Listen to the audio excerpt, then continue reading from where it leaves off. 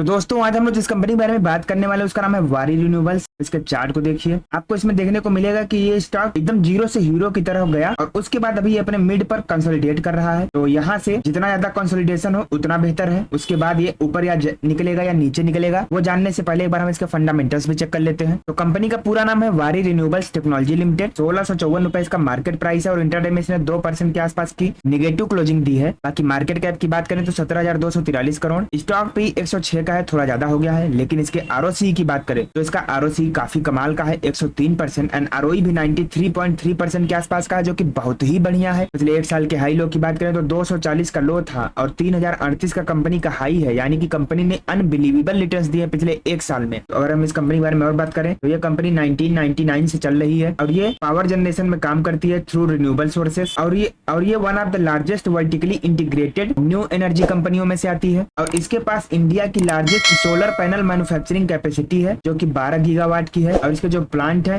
वो चिखली, सूरत, उम्बेर गांव जैसी जगहों पर है गुजरात में। तो अगर हम कंपनी के प्रोज एंड कॉन्स की बात करते हैं तो अच्छी बात है कि कंपनी लगातार गुड क्वार्टरली रिजल्ट दे रही है। पिछले 5 सालों का इसका जो सीएजीआर है वो 145% की रेट से ग्रो किया है और पिछले 3 सालों में इसका जो आरओई है वो 87% से भी ज्यादा की तेजी से ग्रो किया है। वहीं पर इसके कॉन्स की बात करें तो इसका स्टॉक अभी 74 टाइम्स बुक वैल्यू पर ट्रेड करने लगा है और कंपनी बहुत ही हाई डेप्टर साइकिल पर चल रही है, 155 दिन। इसके पीयर कंपैरिजन की बात करें तो इस ग्रुप में ज्यादा है नहीं, वारी रिन्यूएबल्स है, साथ में आपका ओरियाना पावर हो गया। तो अगर हम इसके क्वार्टरली रिजल्ट्स की बात करें तो इसका जो सेल्स ग्रोथ है वो जून 2021 में 28 करोड़ का था, जून 2022 में 95 करोड़, जून 2023 में 129 करोड़ और जून 2024 में 236 करोड़ का रहा। वहीं पर नेट प्रॉफिट की बात करें तो जो जून 2021 में निगेटिव 2 करोड़ का लॉस हुआ था, जून 2022 में 10 करोड़ का प्रॉफिट, जून 2023 में 9 करोड़ का प्रॉफिट और जून 2024 में 28 करोड़ का बढ़िया प्रॉफिट हुआ। अगर हम इस कंपनी के लॉन्ग टर्म प्रॉफिट लॉस की बात करते हैं तो इसका जो सेल्स ग्रोथ है वो मार्च 2018 में 2 करोड़ का था, मार्च 2021 में 13 करोड़ और अभी करंट में कुल 984 करोड़ का है। वहीं पर नेट प्रॉफिट की बात करें तो जहां मार्च 2018 में कोई प्रॉफिट नहीं था, मार्च 2021 में निगेटिव 2 करोड़ का लॉस और अभी हाल में करंट की बात करें तो 162 करोड़ का बहुत ही बढ़िया प्रॉफिट हुआ है। तो दोस्तों अगर हम इस कंपनी की स्टॉक प्राइस सीएजीआर की बात करते हैं तो पिछले 10 सालों में कंपनी ने 95% की रेट से, पिछले 5 सालों में 270% की रेट से, पिछले 3 सालों में 253% की रेट से और पिछले 1 साल में 537% का बहुत ही शानदार रिटर्न दिया है। तो अगर हम कंपनी के बोरोइंग्स की बात करें तो जहां मार्च 2018 में कोई लोन नहीं था, मार्च 2019 में 37 करोड़ का लोन हुआ, मार्च 2021 तक 117 करोड़ का हो गया, लेकिन अभी घटते घटते मार्च 2024 में सिर्फ 41 करोड़ का लोन और रह गया है। जिसकी तुलना में टोटल एसेट की बात करते हैं तो जहां मार्च 2018 में 16 करोड़ का एसेट था, मार्च 2021 तक 202 करोड़ का और अभी मार्च 2024 तक कुल 714 करोड़ का एसेट हो गया है। जिसकी तुलना में लोन जो है वो नाम मात्र का है, तो यहाँ पर उतनी चिंता की बात नहीं है। तो दोस्तों अगर हम कंपनी के शेयर होल्डिंग पैटर्न की बात करते हैं तो प्रमोटर्स की हिस्सेदारी जहां दिसंबर 2021 में 74.51% थी, सितंबर 2024 में 74.44% पर है। एफआईआईज की होल्डिंग जहां कुछ भी नहीं थी बढ़कर 0.98% पर आ गई है। टीआईआईज की होल्डिंग जहां कुछ भी नहीं थी, कुछ भी नहीं है।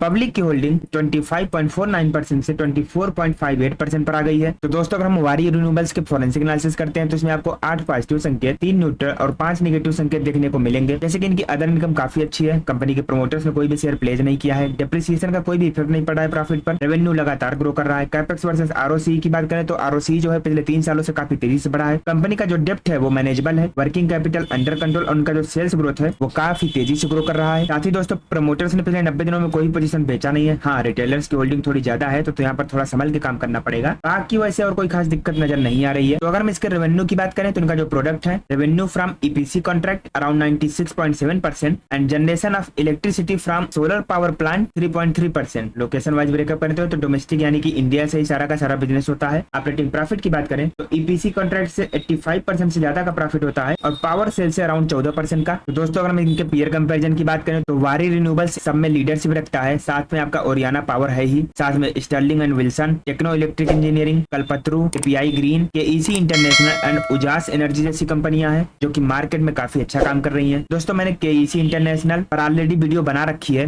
आप चाहे तो ये भी सर्च करके देख सकते हैं और कंपैरिजन कर सकते हैं। बाकी दोस्तों हम वारी रिन्यूएबल्स के चार्ट पर वापस आ चुके हैं। तो चार्ट में जितनी तेजी से रैली देखी गई तो अच्छा है कि अभी कुछ दिनों के लिए यहाँ पर कंसोलिडेट कर रहा है, तो एक रेंज बनाए तो अच्छा ही है और इस रेंज के ऊपर निकले या नीचे निकले तो हमें कोई पोजीशन बनाना है। तो अगर यहाँ ऊपर निकलता है तो ही हमें पोजीशन बनाना है और ये नीचे आ जाता है तो इस स्टॉक को इग्नोर करना है। बाकी इस लेवल के ऊपर से आप बाइंग पोजीशन बना सकते हैं और कम से कम 2800 का लेवल तक आप यहाँ पर रैली देख सकते हैं। बाकी दोस्तों ये स्टॉक आपके पोर्टफोलियो में है या नहीं कमेंट करके जरूर बताइए और अगर है तो आपने इसे किस भाव से खरीदा है।